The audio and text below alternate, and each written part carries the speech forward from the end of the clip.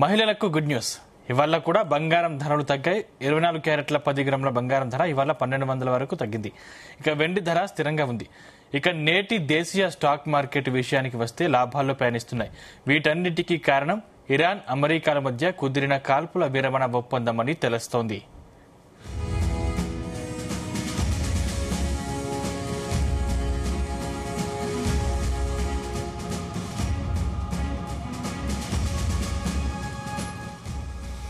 మరిన్ని వివరాలు senior market expert J V Satyanarayana గారిని అడిగి తెలుసుకుందాం. Sir good morning.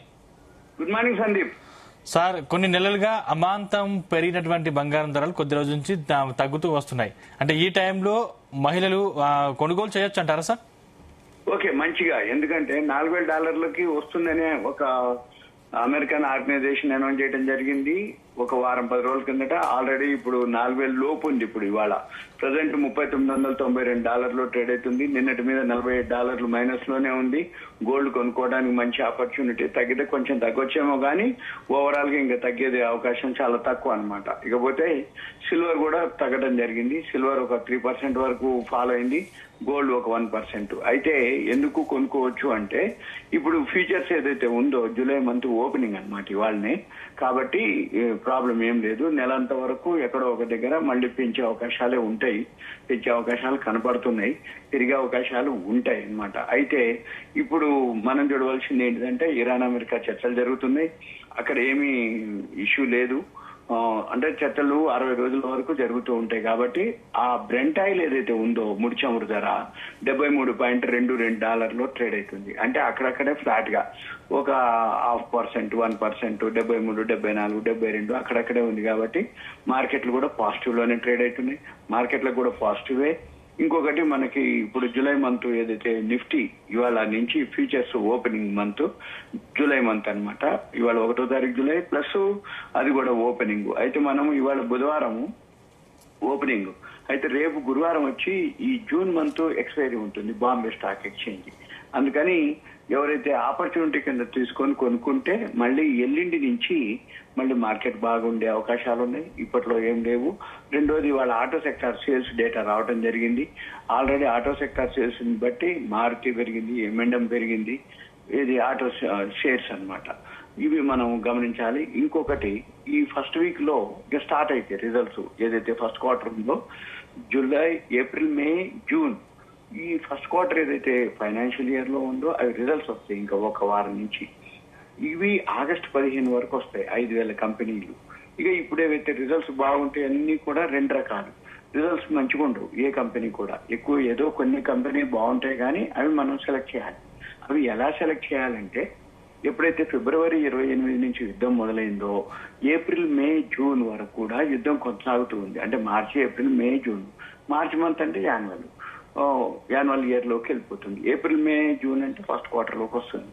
ఈ ఏప్రిల్, మే, జూన్ ఏదైతే ఉందో బ్రెంట్ ఆయిల్ ఎప్పుడైతే పెరగడం జరిగిందో కంపెనీలన్నిటికీ లాభాలు తగ్గడం జరిగింది.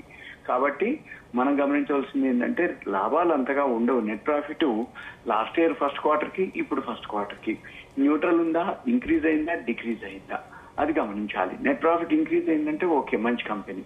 ఎందుకంటే బ్రెంట్ ఆయిల్ ఈ సిచ్యువేషన్ లో పెరిగేటప్పుడు కూడా అది లాభాలు సంపాదించిందంటే మామూలప్పుడు ఇంకా ఎక్కువ సంపాదిస్తుందని అర్థం. ఇకపోతే నెంబర్ 2 న్యూట్రల్ ఉన్నా ఓకే. ఎందుకంటే బ్రెంట్ ఆయిల్ పెరిగితే కూడా లాభం నష్టపడకుండా ఉంది అంటే అది ఓకే. ఇకపోతే నష్టపోయిన కంపెనీలు ఉన్నాయంటే మార్కెట్ తో పాటు అవుతున్నట్టు. ఇక మళ్ళీ మనం గమనించాల్సింది ఏంటిది అంటే ఇప్పుడు ఏదైతే కమోడిటీస్ లో కానీ ఫ్యూచర్స్ ఓపెనింగ్ ఉంది జూలై మంత్. మళ్ళీ NSE లో కూడా ఫ్యూచర్స్ ఓపెనింగ్ ఉంది. ఇక మళ్ళీ ఇప్పుడు అమెరికాలో ఏదైతే ఉందో ఈ అమెరికాలో అంటే మన ఇండియాకి వచ్చేటప్పటికి మళ్ళీ వాళ్ళైతే gas cylinder, commercial gas cylinder ధర తగ్గించడం జరిగింది. ఫస్ట్ తారీఖు ప్రతి నెల ఫస్ట్ తారీఖు ధరలు తగ్గిస్తారు. ధరలు పెంచడం కానీ తగ్గించడం కానీ. అయితే ఇప్పుడు బ్రెంట్ ఆయిల్ ఈ గ్యాస్ తగ్గేటప్పటికి ఈ నెలలో ఇప్పుడు ఈ రోజు నుంచి $183 గ్యాస్ కి కమర్షియల్ గ్యాస్ సిలిండర్ తగ్గిస్తామని చెప్పేసి అనౌన్స్ చేయడం జరిగింది. దాంతో ఢిల్లీలో $2,930 అనమాట అది కమర్షియల్ గ్యాస్ సిలిండర్ ధర $183 తగ్గింది. ఇకపోతే ఇక నెక్స్ట్ ఇక్కడ మన ఇండియాలో నిన్న దేశీయ సెమీ కండక్టర్లకి 1.25 లక్షల కోట్లని సెమీ కండక్టర్ ఇష్యూకి అంటే ఆ రంగానికి ఆ సెక్టార్కి కేటాయింపు జరగడం జరిగింది ఆర్థిక మంత్రిత్వ శాఖ పరిధిలోని వ్యయ విభాగం. దాంతో ఏం చేయాలంటే మనం ఈ సెమీ కండక్టర్ దేనికి ఉపయోగపడుతుందంటే ఏఐ ఆర్టిఫిషియల్ ఇంటెలిజెన్స్ లో మెయిన్ ఉపయోగించేది చిప్పులు. ఈ చిప్పులు ఏదైతే ఉన్నదో ఆ చిప్పుల తయారీ కోసానికి 1.25 లక్షల కోట్ల కేటాయింపు జరిగింది. అంటే ఏంటంటే మన భారత్ ని అంతర్జాతీయ గమ్యస్థానంగా తీర్చిదిద్దాలనేది లక్ష్యం. అయితే దీనికోసం ఏదైతే ISM 1.0 కోసం కేటాయించిన 76,000 కోట్లతో పోలిస్తే ISM 2 అన్నమాట ఇది ఇంకా మరింత ఎక్కువగా కేటాయించడం. అయితే ఎవరైతే ఈ వీడియో చూస్తున్నారో వాళ్ళు ఏం చేయాలి, ఈ ISM ఈ ప్రతిపాదనని ఎక్స్పెండిచర్ ఫైనాన్స్ కమిటీ ఆమోద ముద్ర వేయటం జరిగింది. ఈ ప్రతిపాదన ఏదైతే ఉందో కేంద్ర మంత్రివర్గ ఆమోదం కోసం పంపిస్తారు. అది ఓకే అప్రూవల్ అయిపోతుంది, కామన్ ఫార్మాలిటీస్ అవి. అయితే దీంతో ఏం చేయాలంటే ఎవరైతే వీడియో చూస్తున్నారో వాళ్ళు ఏం చూడాలి, ఈ ఏఐ టూల్కి సంబంధించినటువంటి సెమీ కండక్టర్లు ఏవైతే కంపెనీలు ఉన్నాయో వాటిల్లో చాలా ఫీచర్ ఉంటుంది. అవి లాంగ్ టర్మ్ కి ఇన్వెస్ట్ చేయొచ్చు. రాబోయే రోజుల్లో ఏ బేస్ చేస్తుంది. వాటికి సెమీ కండక్టరే మెయిన్ రా మెటీరియల్. ఈ సెమీ కండక్టర్ ఏదైతే మెయిన్ చిప్ ఉందో దానికి ఏదైతే ఉందో అది దానికి పెద్ద మొత్తంలో పెట్టుబడులు వస్తాయి. కాబట్టి ఆ కంపెనీలు ఏవైతే ఉన్నాయో ఆల్రెడీ ఇప్పుడు 12 సెమీ కండక్టర్ల తయారీ కోసానికి ఆమోదం ఇవ్వడం జరిగింది. వాటి యొక్క వాల్యూ మొత్తం కలిపితే 1.64 లక్షల కోట్లు. ఇందులో ఫ్యాబ్రికేషన్ యూనిట్, కాంపౌండ్ ఫ్యాబ్రికేషన్ యూనిట్లు, ప్యాకేజింగ్ యూనిట్లు అన్ని ఉంటాయి అన్నమాట. అయితే డిజైన్ కు సంబంధించినటువంటి 24 ప్రాజెక్టులకు ప్రభుత్వం మద్దతు ఇవ్వడం జరుగుతుంది. అడ్వాన్స్డ్ చిప్ డిజైన్ టూల్స్ కోసం 105 కంపెనీలకి సహకారం కూడా అందిస్తారు. అయితే ఈ సెమీ కండక్టర్ రాబోయే రోజుల్లో మామూలుగా ఉండదు. చాలా చాలా భారత పురోగతి ఇంకా విస్తృతం అవుతుందని దీని గురించి చెప్పకనే తెలుస్తుంది అన్నట్టు. అయితే ఈ ISM తోటి ఏదైతే సెమీ కండక్టర్ తయారీ ఉందో అది బాగా అభివృద్ధి చెందే అవకాశాలు ఉన్నాయి. అందుకని ఎవరైతే సెమీ కండక్టర్ షేర్స్ ఉన్నాయో వాళ్ళు ఫాలో కనుక కాగలిగితే మంచి రిటర్న్స్ ఉంటాయి. ఈ సెమీ కండక్టర్ ఏదైతే ఉందో మనం చూడాలి ఏవేవైతే పూర్తిగా సెమీ కండక్టర్లు చాలా ఉంటాయి, కానీ వాటిల్లో నెట్ ప్రాఫిట్ ఇంక్రీజ్ అయిందా లేదా, ప్రాఫిట్ బాగుందా లేదా, ఇన్వెస్టర్స్ అంటే ప్రమోటర్స్ లేదా, అది గ్రోత్ కంటిన్యూ ఉందా లేదా, అవన్నీ గమనించి చూడాల్సి ఉంటుంది. దాంట్లో చాలా ఉంటాయి కంపెనీలు ఉన్నాయి. కాకపోతే ఇప్పుడు మనము వాటి గురించి సంబంధించి ఏవైతే సెమీ కండక్టర్స్ సంబంధించినవి ఉన్నాయో దాన్ని మనము ఎలా అనేది నెక్స్ట్ వీడియోలో కాకపోతే మనం ప్లాన్ చేసి చెప్పడానికి జరుగుతుంది. ఇకపోతే ఇంకొకటి కూడా జరిగింది. అమెరికాలో ట్రంప్ ఈ జన్మతః పౌరసత్వం మీద సుప్రీంకోర్టు అతను చట్టబద్ధత లేదు అని చెప్పేసి ఆయన ఏదైతే జన్మతః పౌరసత్వం లభించడంపై పరిమితులు విధించడం జరిగింది.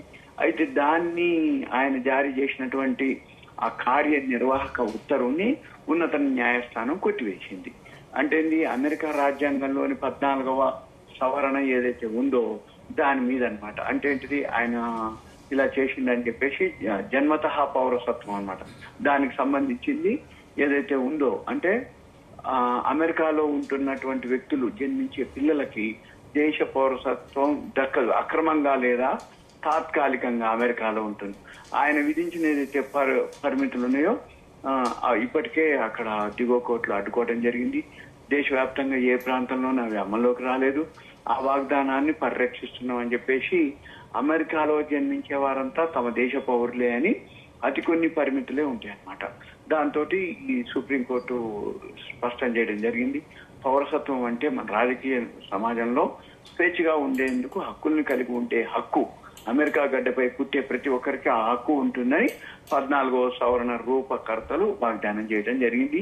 దాన్ని పరిరక్షిస్తున్నామని అక్కడ ప్రధాన న్యాయమూర్తి జాన్ రాబర్ట్స్ పేర్కొనడం జరిగింది. ఇవన్నీ కూడా తాను విధించిన ఏవైతే పరిమితులు ఉన్నాయో న్యూ హ్యాంప్షైర్ లోని ఓ కోర్టు కొట్టేయడంతో ట్రంప్ సుప్రీంకోర్టు ఆశ్రయించడం, దాని మీద అప్పీల్ పోవటం, దేశ అధ్యక్షుడు విధించినటువంటి ఏదైతే పరిమితులు ఉన్నాయో అవన్నీ 4 న్యాయమూర్తులు సమర్థించడం. ఇది అక్కడ 14వ సవరణకు సంబంధించినటువంటి జన్మతః పౌరసత్వానికి సంబంధించినటువంటిది. ఇది ఏప్రిల్ 1న సర్వోన్నత న్యాయస్థానం ప్రారంభించడం జరిగింది. తర్వాత ఆయన కూడా స్వయంగా హాజరవడం జరిగింది. ఇప్పుడు కనుక ట్రంప్ ప్రతిపాదించిన పరిమితులు కనుక అమల్లోకి వచ్చి ఉంటే ఏటా అమెరికాలో దాదాపు 2.5 లక్షల మంది పిల్లలపై వాటి ప్రభావం ఉంటుంది. మళ్ళీ ఇప్పుడు ఏమంటుండే ట్రంప్ ఈ సుప్రీంకోర్టు తీర్పుపై తీవ్ర అసంతృప్తి వ్యక్తం చేయటం, జన్మతః పౌరసత్వం లభించే హక్కును అందరికీ కొనసాగించడం అమెరికాకు చాలా చేయటని తెలిపారు. దానిపై పరిమితులు విధిస్తూ చట్టం చేసేందుకు కూడా దాన్ని సిద్ధమని చెప్పేసి మాధ్యమాల్లో పేర్కొనడం జరిగింది. అనుచితమైన ఈ జన్మతః పౌరసత్వ హక్కును ముగింపు పలికేందుకే కాంగ్రెస్ వెంటనే పని ప్రారంభించాలని ఆయన పిలుపునివ్వటం జరిగింది. ఇది అంతర్జాతీయంగా. మళ్ళీ ఇరాన్ అమెరికా చర్చలు జరుగుతున్నాయి. అక్కడ ఏమీ యుద్ధ వాతావరణం లేదు. కాబట్టి మనం గమనించవలసింది సింపుల్ గా ఏమీ లేదు. మార్కెట్లు పాజిటివ్ లోనే ఉంటాయి. ఈ మార్కెట్లు ఏవైతే పాజిటివ్ లో ఉంటాయో ఇప్పటి నుంచి రిజల్ట్స్ కూడా వస్తుంటాయి. వచ్చాక దాన్ని బట్టి మనము ఏవైతే ఉన్నాయో ఇన్వెస్ట్మెంట్ కి నో డౌట్ ఇన్వెస్ట్ చేయొచ్చు. గోల్డ్ సిల్వర్ కూడా ఇన్వెస్ట్ చేయొచ్చు. కానీ లాంగ్ టర్మ్ కి మనం ప్లాన్ చేసుకోవాలి. ఎందుకోసం అంటే ఈ గోల్డ్ సిల్వర్ ఇప్పట్లో పెరిగే అవకాశాలు చాలా తక్కువ, అట్లనే తగ్గే అవకాశాలు కూడా చాలా తక్కువ. ఎందుకు అనంటే అంతకుముందు ప్రపంచ దేశాల ఆర్థిక వ్యవస్థలు చాలా బాగున్నాయి కాబట్టి ప్రపంచ దేశాలే సెంట్రల్ బ్యాంకులు కొనడం జరిగింది. అంతే తప్ప మనం కొంటే పెరగదు, మనం అమ్మితే తగ్గదు. కానీ వరల్డ్ మార్కెట్ లో వరల్డ్ కంట్రీసే సెంట్రల్ బ్యాంకులు కొనేటప్పటికీ అక్కడ గోల్డ్ సిల్వర్ బాగా పెరగటం జరిగింది. ఎప్పుడైతే ఫిబ్రవరి 28 యుద్ధం మొదలైందో ఇరాన్ అమెరికా వారు అక్కడి నుంచి బాగా ఫాలో అవటం జరిగింది. అంతకుముందు ఏదైతే జనవరి 29 అన్నమాట, అప్పుడు ఆల్ టైమ్ హైకి వెళ్ళటం జరిగింది. మళ్ళీ జనవరి 30 నుంచి ఫాలో అవటం జరిగింది. ఫిబ్రవరి 1వ తారీఖు ఫాలో అవటం జరిగింది. ఫిబ్రవరి 2వ తారీఖు ఫాలో అవటం జరిగింది 2026లో. అక్కడి నుంచి కంటిన్యూగా ఫాలో అయ్యి 40-50% వరకు ఆ హై నుంచి పడటం జరిగింది. కాబట్టి గోల్డ్ సిల్వర్ ఎవరైతే ఇన్వెస్ట్ చేస్తారో లాంగ్ టర్మ్ కి ఇన్వెస్ట్ చేసుకోవాలి. ఎందుకంటే ప్రపంచ దేశాలు కొనే పరిస్థితుల్లో లేవు. ఈ ట్రంప్, ఈ సుంకాలు, టారిఫ్లు, ఈ యుద్ధ వాతావరణంతో బ్రెంట్ ఆయిల్ ఎప్పుడైతే పెరిగిందో, గ్యాస్ ఎప్పుడైతే పెరిగిందో ముందు ఆ దేశాలు నిలదొక్కుకోవడానికే సరిపోయింది. ఆ దేశాలు ఏదైతే దేశ కరెన్సీ ఏదైతే అవన్నీ ఆల్ టైమ్ లోకి పోవటంతో ఆల్రెడీ టర్కీ అమ్మటం జరిగింది, రష్యా అమ్మటం జరిగింది. గోల్డ్ సెల్లింగ్ జరగటం జరిగింది, ఇంకా కొనటం కాదు. అందుకని సెల్లింగ్ జరుగుతుంది. కాబట్టి కొన్నాళ్ళ వరకు ఎవరైతే ఇన్వెస్ట్ చేయదలుచుకుంటారో కొన్నాళ్ళు కనుక నెలల పాటు వెయిట్ చేయదలిస్తే తప్ప లాంగ్ టర్మ్ కే తప్ప ఇమీడియట్ గా పెరిగే అవకాశాలు కనపడటం లేదు. కానీ మంచి రైట్ టైం అనమాట. ఇది $4,000 వచ్చింది. ఇప్పుడు $3,987 ట్రేడ్ అవుతుంది. గోల్డ్ సిల్వర్ కూడా ఆల్ టైమ్ హై నుంచి 50% వరకు ఫాల్ అయింది. కాబట్టి కొనుక్కునే అవకాశాలు ఉండేవి. కానీ లాంగ్ టర్మ్ కే కొనుక్కోవాలి. ఒకవేళ కొనుక్కున్న తర్వాత తగ్గినా కూడా మళ్ళీ కొనుక్కొని యావరేజ్ చేసుకునేటట్టు ఉండాలి తప్ప మళ్ళీ తగ్గగానే అమ్మేసుకొని మళ్ళీ ప్యానిక్ అవటం, లాస్ వచ్చింది, సొంత పైసలు ఉంటే చేయండి, లేకపోతే చేయొద్దు. ఎందుకంటే వడ్డీలు తెచ్చో, క్రెడిట్ కార్డుల మీద, లేకపోతే ఈఎంఐల మీద కట్టుకోవచ్చు అని, ఇక తీర్చొచ్చు అని అలాంటి వాళ్ళు చేయొద్దు. సేవింగ్స్ ఉండి అకౌంట్ లో ఫండ్స్ ఎక్స్ట్రా ఉన్నటువంటి ఫండ్స్ ని ఇన్వెస్ట్ చేయొచ్చు. షేర్ మార్కెట్ కి ఇన్వెస్ట్ చేయొచ్చు, గోల్డ్ సిల్వర్ కి ఇన్వెస్ట్ చేయొచ్చు. ఎందుకంటే మళ్ళీ ఇరాన్ అమెరికా చర్చలు అయ్యేంత వరకు పాజిటివే, చర్చలు అయ్యే అవకాశాలే కనపడుతున్నాయి. ఎందుకంటే ఇరాన్ వాళ్ళు ఖతార్ వాళ్ళు ఏదైతే బ్యాన్ చేశారో అంటే ఆ సీజ్ చేసిన ఫండ్స్ కూడా 50% రిలీజ్ చేయడం జరిగింది. ఇంకో 50% కూడా రిలీజ్ అయిపోతాయి. కాబట్టి ఆ టైం తీసుకున్నా కానీ ఓవరాల్ గా ముందు ఉపశమనం అన్నమాట ఇరాన్ కి. అందుకని యుద్ధం జరిగే క్వశ్చన్ లేదు, యుద్ధం జరిగే అవకాశాలు నాకు కనపడట్లేదు. కాబట్టి మార్కెట్స్ ఓకే పాజిటివ్. కానీ ఇప్పుడు ఏమి రిజల్ట్స్ బాగుండవు ఫస్ట్ క్వార్టర్, ఎందుకంటే ఈ యుద్ధ వాతావరణం తోటి అవి చూసుకోవాలి. ఇది సింపుల్ గా మనం ఈ రోజుకి వార్త. సార్ ఇప్పుడు గతంలో లక్షలోపు మాత్రమే బంగారం ధర ఉండేది, అంటే ఫ్యూచర్ లో ఆ రేటుకు దిగి వచ్చే అవకాశాలు ఏమైనా ఉన్నాయా? అట్లేం లేదు, వస్తే దగ్గరలో రావచ్చు. ఎందుకంటే ఇప్పుడు ఉదాహరణకి మనకి ఈ రోజు ఎంత ఉంది చెప్తాను. క్యాప్స్ గోల్డ్ కొట్టాలి. ఎవరైతే ఈ వీడియో చూస్తారో క్యాప్స్ గోల్డ్ క్లిక్ చేసుకోవాలి. చేసుకుంటే అక్కడ లైవ్ వస్తుంది. ఇప్పుడు గోల్డ్ వచ్చి 14,400 అంటే 1,44,000 ఉంది. 44,000 దగ్గర తగ్గితే ఒక 10-15%, అంటే ఒక 15-20,000 తగ్గితే తగ్గొచ్చేమో కానీ అంతగా పెద్దగా తగ్గే అవకాశాలు, అది కూడా చాలా టైం తీసుకుంటుంది తగ్గడానికి కూడా. అంతే తప్ప పెద్దగా తగ్గే అవకాశాలు అయితే కనబడట్లేదు. ఎందుకంటే $4,000 వచ్చింది ఈ ఇయర్ ఎండ్. అంటే ఏంటి, జనరల్ గా 3,290 నుంచి స్టార్ట్ అయింది. 1 year లో 3,290, అంటే ఇంకా 3,300, 4,000, అంటే ఇంకా $700 తగ్గాలి.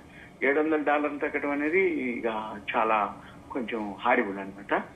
మధ్యలో ఎక్కడో ఒక దగ్గర మళ్ళీ సపోర్ట్ తీసుకుంటది. కానీ ఈ మధ్యలో మీరన్నట్టుగా ఏదన్నా ట్రంప్ కానీ మళ్ళీ సుంకాలు టారిఫ్లు ఇంకేదన్నా మళ్ళీ ఇరాన్ అమెరికా కాకుండా ఆయన ఇంకొక అంతకుముందు క్యూబా అన్నాడు. మళ్ళీ ఒకవేళ అటువంటి కనుక ఏదైనా జరిగితే మాత్రం మళ్ళీ ఇంకా పడే అవకాశాలే కనపడుతుంది. అంటే ఏం జరుగుతుందో తెలియదు. ఎప్పటికప్పుడు మాత్రం ఇప్పుడైతే సమస్య పోయినట్టుంది. మళ్ళీ నవంబర్ 8కి మధ్యంతర ఎన్నికలు ఉన్నాయి అమెరికాలో. మళ్ళీ ఇప్పుడు ఆయనకి ఏదో ఒకటి ఎగనిస్టే వస్తుంది. ఇప్పుడు ఇవాళ లేటెస్ట్ ఎగనిస్ట్ ఏంది, జన్మతః సుప్రీంకోర్టు అతనికి ఎగనిస్ట్ ఇచ్చింది, ఆపోజిట్ అంటే అతనికి వ్యతిరేక తీర్పు రావడం జరిగింది. మళ్ళీ ఇప్పుడు నవంబర్ 8కి ఎలక్షన్స్ ఉన్నాయి. అంటే ట్రంప్ కి ఎప్పుడు ఏదో ఒకటి వ్యతిరేకంగా సుప్రీంకోర్టు తీర్పు ఇచ్చినా కూడా ఆయన ఏమీ ఊకోవట్లేదు. ఇంకో రూపంలో ఏదో ఒకటి చేస్తా అని అంటుంది. కాబట్టి ఇక చూడాలి మనం ఏం జరుగుతుంది అని. ఓవరాల్ గా అయితే పెద్దగా పెరిగే అవకాశాలు అయితే చాలా తక్కువ. అట్లని తగ్గితే కొనుక్కోవచ్చు. ఇంకా తగ్గుద్ది అనుకుంటే కొద్ది మొత్తంలో కొనుక్కోవచ్చు, ఏం కాదు. ఎస్ఐపి మంత్లీ కొనుక్కోవచ్చు, లేదు ఈటీఎఫ్లు కొనుక్కోవచ్చు, లేదు గోల్డ్ రిసిట్స్ అని ఉంటాయి, ఎలక్ట్రానిక్ గోల్డ్ రిసిట్స్, ఈజీఆర్ అంటారు, అవి కొనుక్కోవచ్చు. Right, thank you sir.